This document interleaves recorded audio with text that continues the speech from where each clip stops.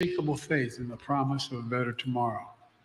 You know, my dad used to have an expression. He said, Joey, family is the beginning, the middle, and the end. Beginning, the middle, and the end. It's a faith that is carried through today, both at home and abroad. Italian Americans are central to our nation's deep friendship and strategic partnership with Italy. I've worked out a really good relationship with the Italians. Well, Italian, I better have done that, but at home.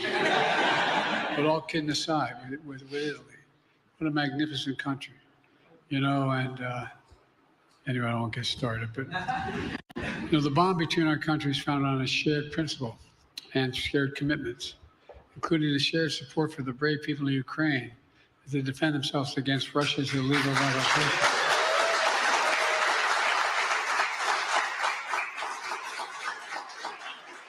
I might add, they have a female leader.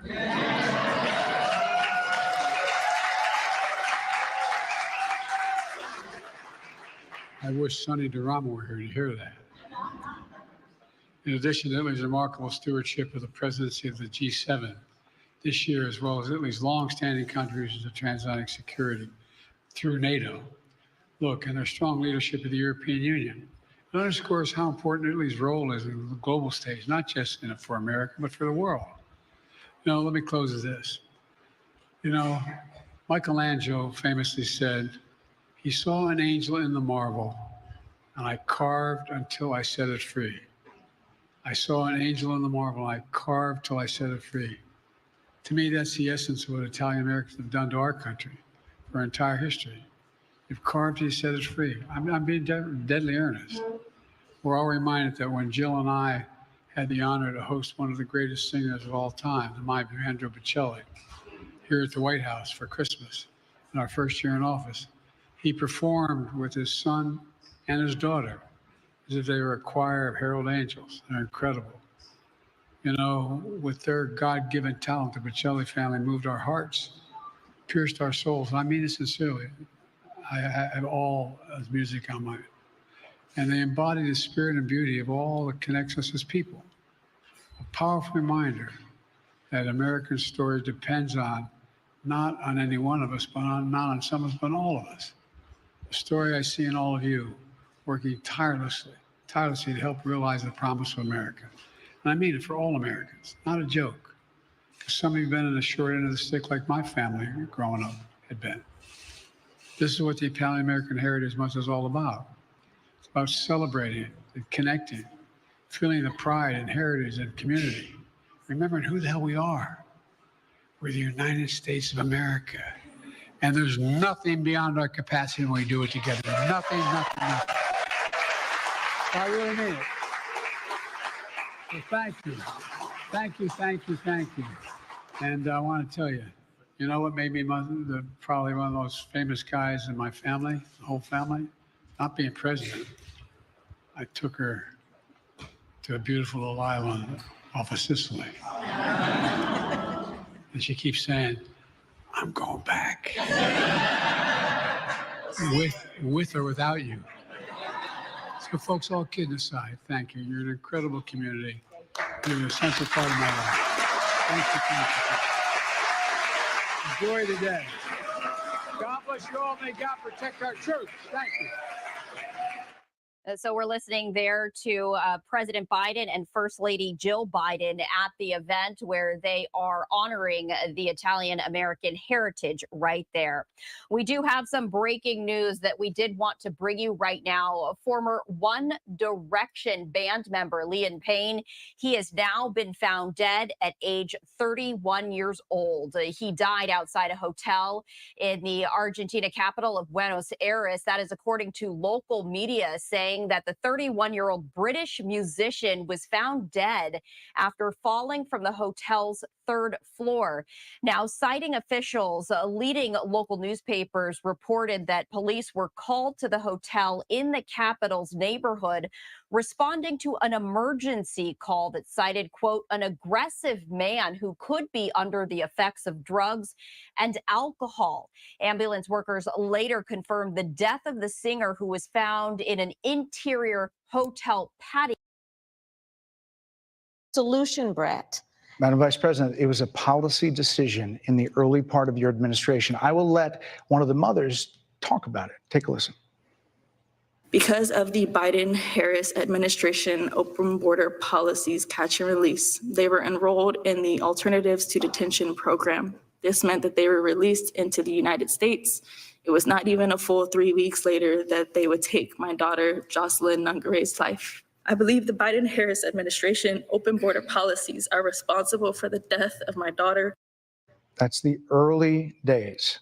So do you owe them an apology is what I'm saying. I will tell you that I am so sorry for her loss. I'm so sorry for her loss, sincerely. But let's talk about what is happening right now with an individual who does not want to participate in solutions. Let's talk about that as well. But do you Brett, want to answer in all fairness, I told you, I feel awful for what she and her family have experienced. During that time, you said repeatedly that the border was secure. When in your mind did it start becoming a crisis? I think we've had a broken immigration system transcending, by the way, Donald Trump's administration even before. Let's all be honest about that. I have no pride in saying that this is a perfect immigration system. I've been clear, I think we all are, that it needs to be fixed. We need more. I was just down at the border talking with border agents, and they will tell you, and I'm sure you probably, I know you investigate and you are a serious journalist. They will tell you, we need more judges. We need to process those cases faster. We need the support for those cases that should be prosecuted. They need more resources, and Congress ultimately is the only place that's going to get fixed, Brett. Well, that's how this system works. That's the premise of this question. But there were that's how the 90 system plus works. executive orders that were rescinded in the first days. Many of those were Trump border policies. I'm not going to stay here because there's other things to talk about, but you frequently talked to the Border Patrol Union for support of that bipartisan bill, and they did. They supported it. But they also just endorsed Donald Trump and said, you've been, quote, a failure with border security. Why do you think they said that? I think they're frustrated, and I get it. They want support. They want support, and that's what that border security bill would have done. These guys down at the border, these men and women, they're working hard. They're working around the clock. I get it. There's a lot of people that look back at what you said in 2019 when you first ran for president. And there have been changes, and you've talked about some of them. When it comes to immigration, you supported allowing immigrants in the country illegally to apply for driver's license, to qualify for free tuition at universities, to be enrolled in free health care. Do you still support those things? Listen, that was 5 years ago, and I'm very clear that I will follow the law. I have made that statement over and over again, and as Vice President of the United States, that's exactly what I've done, not to mention before. If that's the case, you chose a running mate, Tim Walz, governor of Minnesota, who signed those very things into state law. So do you support that? We are very clear, and I am very clear, as is Tim Walz, that we must support and enforce federal law, and that is exactly what we will do.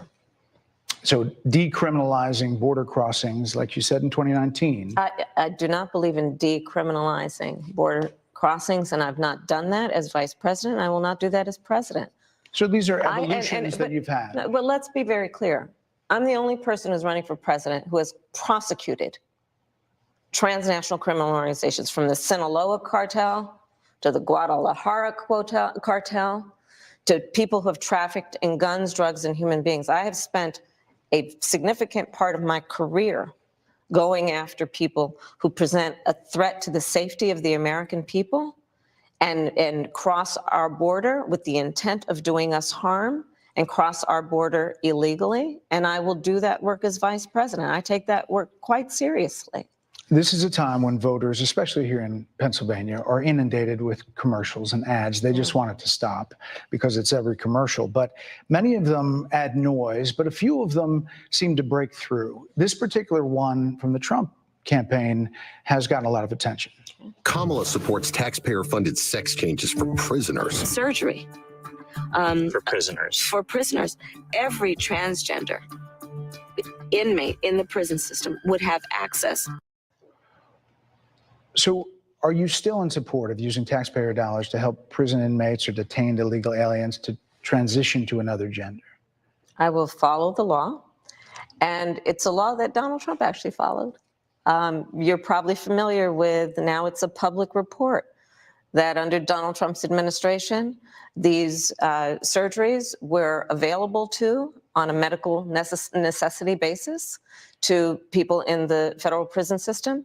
And I think, frankly, that ad from the Trump campaign is a little bit of like throwing stones when you're living in a glass house. The Trump aides say that he never advocated for that prison policy and no gender transition Well, surgeries you know what, you got to happened take during responsible for what his happened in your presidency. administration. Yeah, no surgeries happened in his presidency. It's in So black and white. would you still advocate for using taxpayer dollars for gender reassignment I will surgeries? follow the law, just as I you have a think say Donald in Trump would this. say he did. You would have a say as president. Like I said, I think he spent $20 million on those ads, trying to create a sense of fear in the voters because he actually has no plan in this election that is about focusing on the needs of the American people. Whereas at $20 million on that ad, on an issue that, as it relates to the biggest issues that affect the American people, it's really quite remote. And again, his policy was no different. Look at where we are, though. They say On it was plans for different, the but American we'll move people, on. I'm offering a plan to deal with affordable housing. I'm offering a plan to deal with what we need to do to strengthen small businesses, which are the backbone of America's economy. I am offering a plan that is about taking care of young parents and giving them the support they need. My plans for the economy will strengthen the economy, as have been reviewed by 16 Nobel laureates, Goldman Sachs, Moody's, and recently the Wall Street Journal, which have all studied our plans and have indicated my plans for our economy would strengthen our economy, his would make them weaker, Why do you would think more ignite people say- inflation and invite a recession by the middle of next year. Those are the facts. Why do you think more people say they trust him on the economy than they trust you? I think that when you look at an analysis of our plans for what we would do as president of the United States, it has been clear to those who study and understand how economic policy works that moving forward, because I do believe the American people are ready to turn the page on the divisiveness and the type of rhetoric that has come out of Donald Trump. People are ready to chart a new way forward, and they want a president who has a plan for the future and a plan that is sound and will strengthen our country. My plan for the economy does exactly that. His plan would be, again, to give tax cuts to billionaires and the biggest corporations in our country and blow up our deficit. It's interesting you said turn the page, Madam Vice President. You were asked on 2 different shows last week what, if anything, you would do differently than President Biden. Here's what you said. Would you have done something differently than President Biden during the past 4 years? There is not a thing that comes to mind in terms of, and I've been a part of most of the decisions that have had impact. Under a Harris administration, what would the major changes be and what would stay the same? Sure. Well, I mean, I'm obviously not Joe Biden. I noticed. And so that would be one change in terms of, but also I think it's important to say with, 28 days to go, I'm not Donald Trump. So you're not Joe Biden, you're not Donald Trump, but nothing comes to mind that you would do differently? Let me be very clear. My presidency will not be a continuation of Joe Biden's presidency. And like every new president that comes in to office, I will bring my life experiences, my professional experiences, and fresh and new ideas. I represent a new generation of leadership. I, for example, am someone who has not spent the majority of my career in Washington, D.C. I invite ideas, whether it be from the Republicans who are supporting me, who were just on stage with me minutes ago, and the business sector, and others who can contribute to the decisions that I make about, for example, my plan for increasing the supply of housing in America and bringing down the cost of housing, addressing the issue of small businesses, which is about working with the private sector to bring more capital and access to capital to our small business leaders, including my plan for a $25,000 down payment assistance for first-time home buyers and for small businesses, extending the tax deduction from $5,000 to $50,000. We've heard a lot about those plans in recent days. Your campaign slogan is a new way forward, and it's time to turn the page. You've been vice president for 3.5 years. So what are you turning the page from?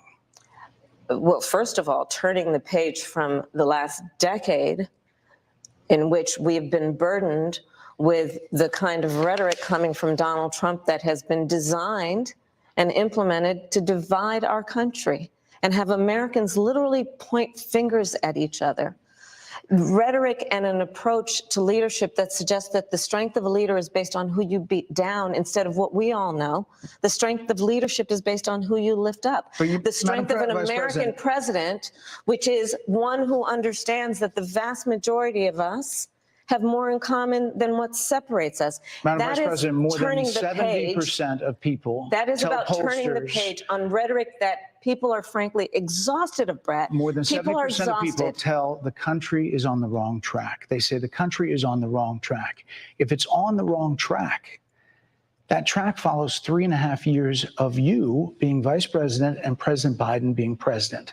That is what they're saying, 79% of them. Why are they saying that? If you're turning the page, you've been in office for 3.5 years. And Donald Trump has been running for office. But you've been the person holding the office. Come on. Madam You Vice and I President. both know what I'm talking about. You and I both know what I'm talking about. I actually don't. What are you talking about? What I'm talking about is that over the last decade, But you're people the have lever of become, power. but listen, over the last decade, it is clear to me, and certainly the Republicans who are on stage with me, the former chief of staff to the president, Donald Trump, former defense secretaries, national security advisor, and his vice president, one, that he is unfit to serve, that he is unstable, that he is dangerous, and that people are exhausted with someone who professes to be a leader who spends full time demeaning and engaging in personal grievances and it being about him Madam instead Vice of President, the American people. if People that's the are case, tired of that. If that's the case, why is half the country supporting him? Why is he beating you in a lot of swing states? Why, if he's as bad as you say, that half of this country is now supporting this person who could be the 47th president of the United States? Why is that happening? This is an election for president of the United States. It's not supposed to be easy. I know, but It's not supposed to be. It is not supposed to be a So cakewalk are they misguided, the for anyone. 50%? Listen, Are let they me- stupid? Oh, What is God, it? I would never say that about the American people. And in fact, if you listen to Donald Trump, if you watch any of his rallies, he's the one who tends to demean and belittle and diminish the American people. He's the one who talks about an enemy within, an enemy within, talking about the American people, suggesting he would turn the American military on the American people. We asked that question to the former president today. Harris Faulkner had a town hall, and this is how he responded. I heard about that. They were saying I was like threatening. I'm not threatening anybody. They're the ones doing the threatening. They do phony investigations. I've been investigated more than Alphonse Capone. He was the greatest gangster. No, it's true. No, but think of it. It's called weaponization of government. It's a terrible thing. So, Bret, I'm sorry, and with all due respect, that clip was not what he has been saying about the enemy within that he has repeated when he's speaking about the American people. That's not what you just showed. he was asked about that No, specific... that's not what you just showed. In all fairness and I'm telling respect you, to that was the you, question that we asked him. you didn't show that, and here's the bottom line. He has repeated it many times, and you and I both know that. And you and I both know that he has talked about turning the American military on the American people. He has talked about going after people who are engaged in peaceful protest. He has talked about locking people up because they disagree with him. This is a democracy. And in a democracy, the president of the United States, in the United States of America, should be willing to be able to handle criticism without saying he'd lock people up for doing it. And this is what is at stake, which is why you have someone like the former chairman of the Joint Chiefs of Staff saying what Mark Milley has said about Donald Trump being a threat to the United States of America.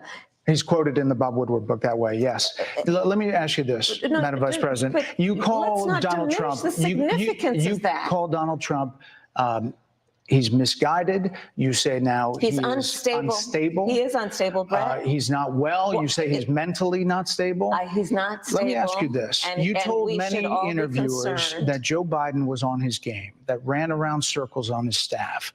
When did you first notice that President Biden's mental faculties appeared diminished? Joe Biden, I have watched from the Oval Office to the Situation Room, and he has the judgment and the experience to do exactly what he has done in making very important decisions on behalf of the American people. There were no concerns raised? Brett, Joe Biden is not on the ballot. I understand. And Donald Trump But is, you talked about it. And Donald Trump after George Clooney said within a few minutes of talking to President Biden at a fundraiser that he thought this was not the same Joe Biden that we saw on the debate stage. Donald Trump is on the ballot. I understand. You met with him at least once a week for 3.5 years. You didn't have any concerns?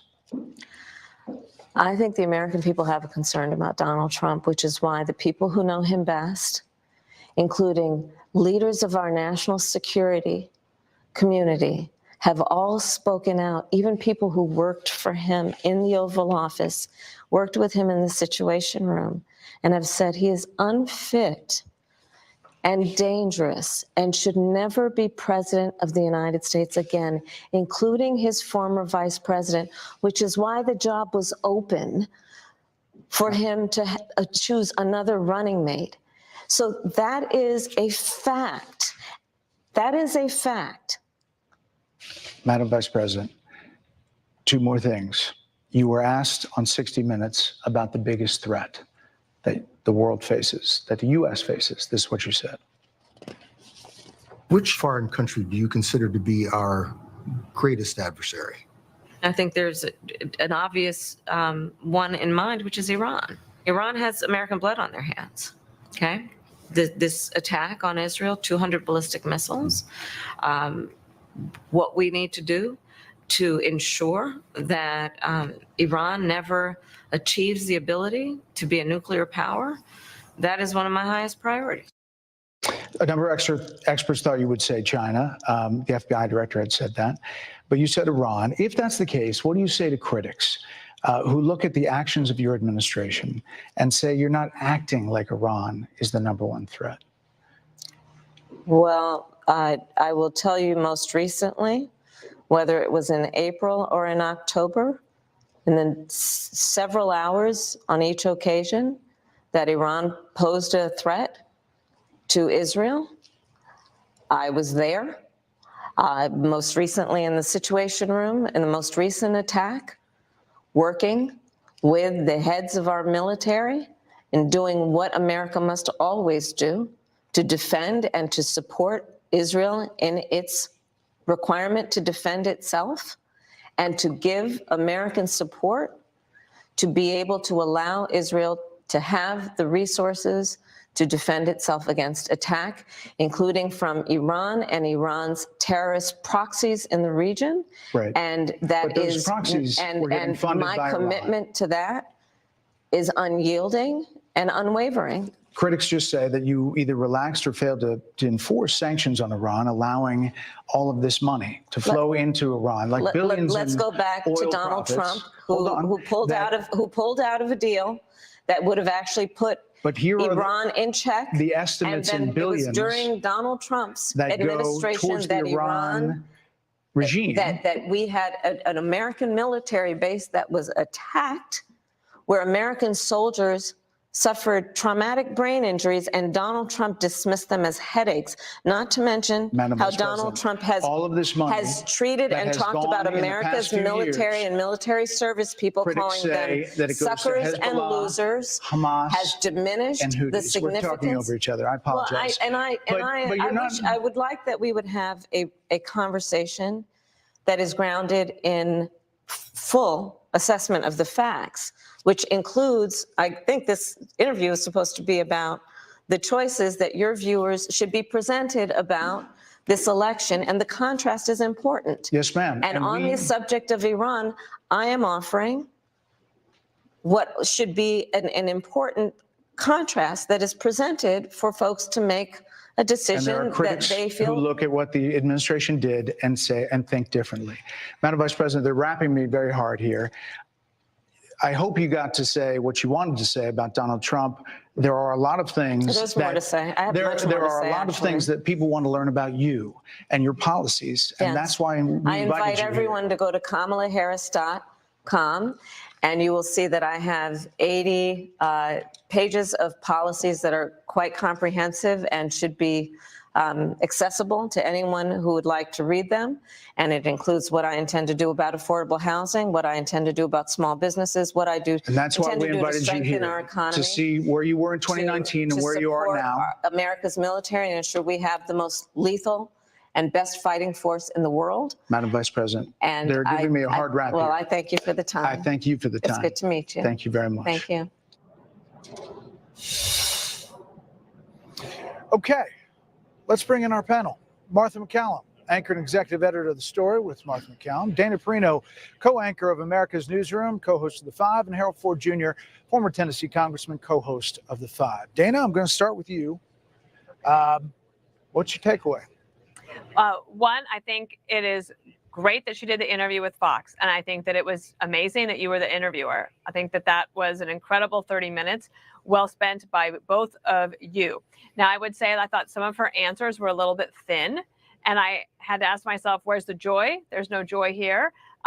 She came in kind of hot, and she got angrier. But at times, especially when she was trying to go after Donald Trump, she was fairly effective in that to try to get her point of view across. However, I would say on immigration that her answers were pretty thin.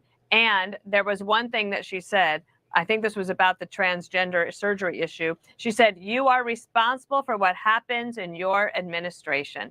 And I imagine that the Trump folks over there said, oh, okay, let me just take that clip and put it right in an ad, because the questions about why does 79% of the country think we are on the wrong track when you've been in office, her answer saying that Trump's been on our radar for 8 years and was president for 4 years, 4 years ago, I didn't think that that landed very well, but I thought the interview was super good. And I would add this. I don't think that friendly interviews did her any service. Tougher interviews make her think more on her feet, and then she has to present herself as the possible commander-in-chief so that people can make this choice that they have coming up in 19 days. Yeah, Martha, I've been through a lot of these big interviews. Normally, you can kind of get in on the breath. You can ask another question. Sometimes, you know, there's an effort to filibuster, and there's an effort to create a moment. And I think that was their goal coming in. I tried to redirect numerous times without interrupting too much. But at some point, you kind of have to redirect to get back in the game. Absolutely. And Bret, I thought you did a masterful job. This is the kind of a lot of on the campaign trail. And we have seen Trump, and comes to mind the Bloomberg interview yesterday where he was getting pushback. She has not exposed herself to this kind of moment. And, you know, there were numerous occasions where she appeared to be scrambling a bit, and that her answers were thin. I thought you really asked the questions that a lot of Americans want answers to, which is, how did you let all these millions of people come into the country? And do you have any regrets about it? And I think her answers were not good on that, you know. And about the economy, when you asked her what would be different under a Harris administration as opposed to a Biden administration, you know, the things that she brought up was that she would listen to Republicans and she would listen to the business sector. She also mentioned the $25,000, which we've heard about, that she offers home buyers. But we didn't get a clear, who are you? What do you stand for? What would America look like under a Kamala Harris economy? So, I think that was a rough moment. Good. Let me play this soundbite. It's on Turning the Page, stop 3. If you're turning the page, you've been in office for 3.5 years. And Donald Trump has been running for office. But you've been the person holding the office. Come on.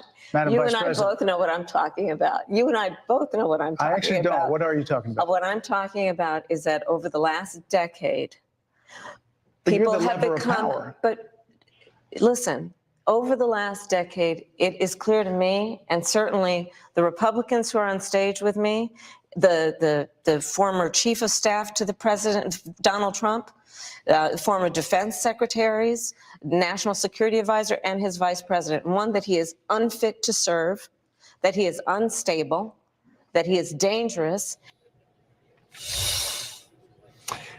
Harold, at that point, I really didn't know what she was talking about because she was going back a decade and talking about Donald Trump. So thoughts overall?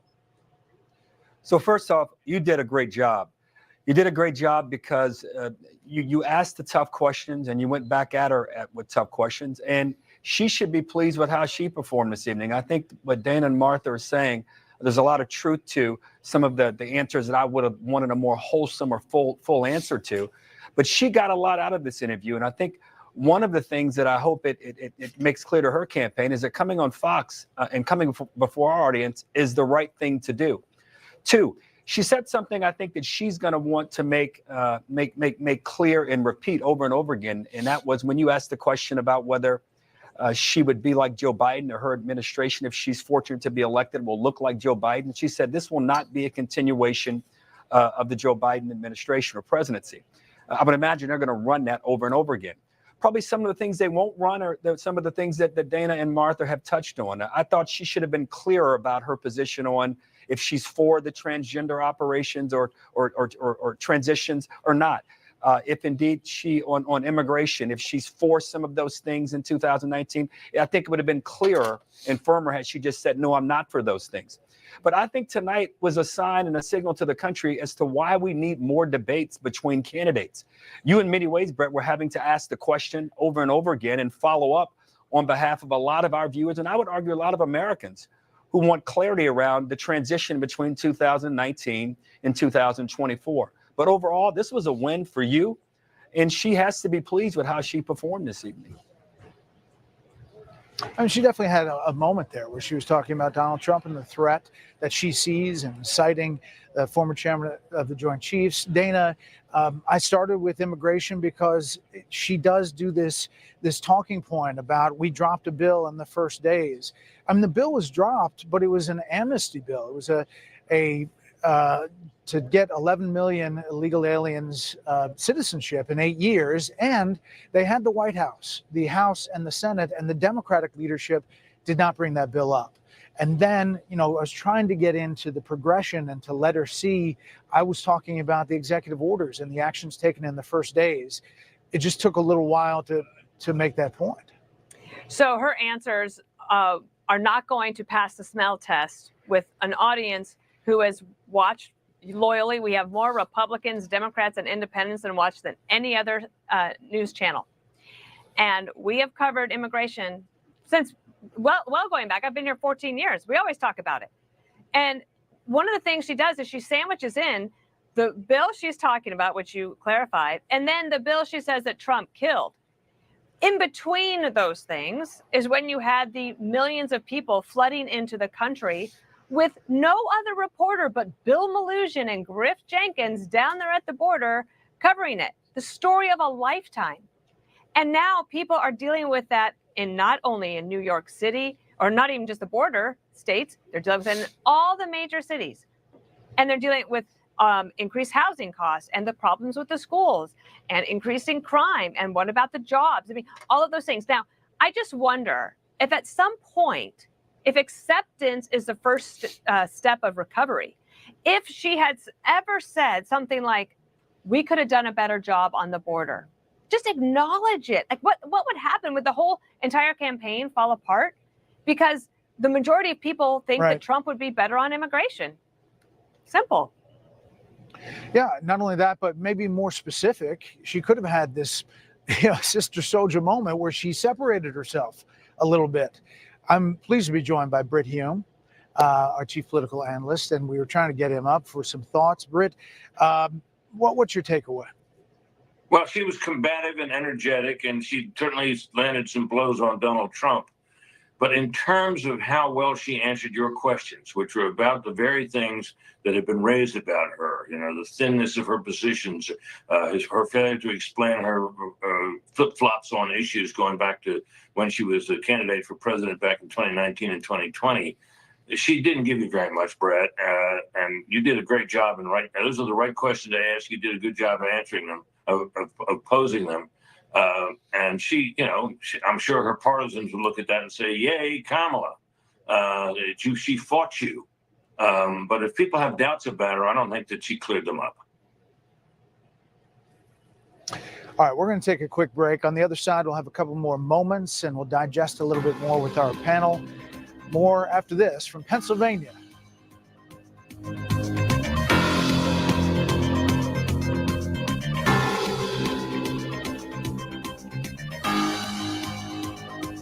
Tunnel to Towers presents Sounds in the Round, an evening with songwriters to benefit our veterans and first responders. Hello, I'm Lee Greenwood. I'm proud to be an American, and I'm proud to be a supporter of Tunnel to Towers. My song, God Bless the USA, stands for all of us, and it was released in 1984, so this is the 40th year. I'm just a writer and a musician, and I got kind of lucky, and I think God has given me this wonderful tool to uplift America.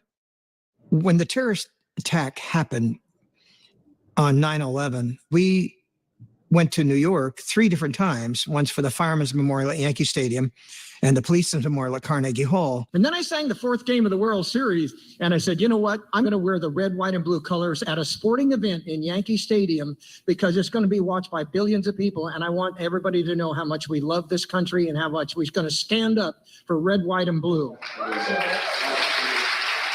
But it was a tragic time, and we were trying to lift up America at the moment.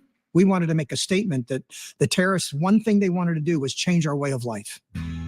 And it wasn't long after that, I became aware of the Siller family and what Stephen did. Tunnel to Towers is something very close to my heart. I support a lot of veterans myself, so I'm aware of the plight of veterans. And certainly we were all on board to honor Stephen and Tunnel to Towers. At the Tunnel to Towers Foundation, our promise is to eradicate veteran homelessness in the United States by providing communities of comfort homes with a comprehensive care and support system for our homeless veterans. I'm proud to throw my weight into this, if I have any at all, because it's a wonderful idea in trying to help veterans and just get back in life somehow. Please support us now. Visit T2T.org or call 1-844-BRAVEST and donate $11 a month. Thank you, and God bless you. The world can be a big, complicated place with opinions and hot takes everywhere. But with TikTok's keyword filter, we can block certain content from showing up in her For You feed. So that's one less thing to worry about. Keyword filters on TikTok. The Pope is dead. We're about to choose the most famous man in the world. No sane man would want the papacy. The men who are dangerous are the ones who do want it. Conclave, rated PG, only in theaters October 25th. When you know where something comes from, you know everything about it. When you discover Bull and Branch bedding, you uncover the most extraordinary feeling of comfort and care.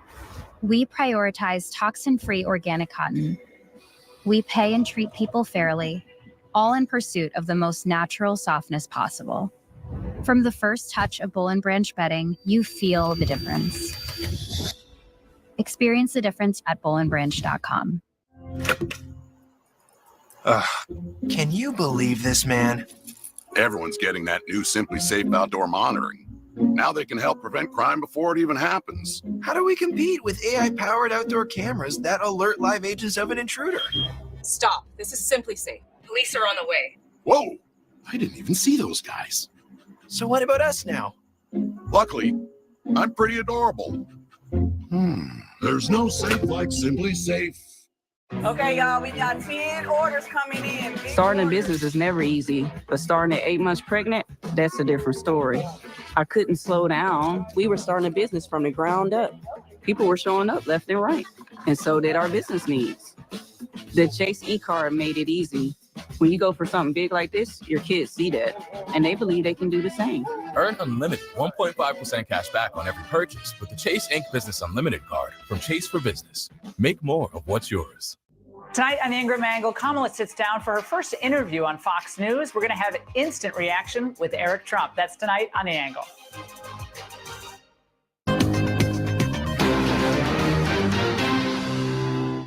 Let's talk about All right, folks. what Thanks is for happening joining right the Reading now Circle with podcast. an individual I who didn't does get a not want chance to to watch participate in the solutions. whole Let's debate. talk about that I'm gonna- as well. But do you Brett, want to answer in now? all I'm fairness, gonna go I watch it told and you then come I back feel on, awful later for today. what she and her family have Appreciate everybody experienced. for During joining. that time, you Make sure to said hit that like repeatedly and that the subscribe border button. was secure. So that way When in your more mind did people it can, start becoming a crisis? start watching the content. I think we've had a broken immigration system guys all for transcending, joining. by the way, Donald Trump's administration, And even have a good before. day. I'll see you guys in Let's the all next be one. honest about Like, that. I have no subscribe, pride share. in Reading saying Circle that this is a podcast with perfect everybody. immigration Thank you. system. I've been clear, I think we all are, that it needs to be fixed.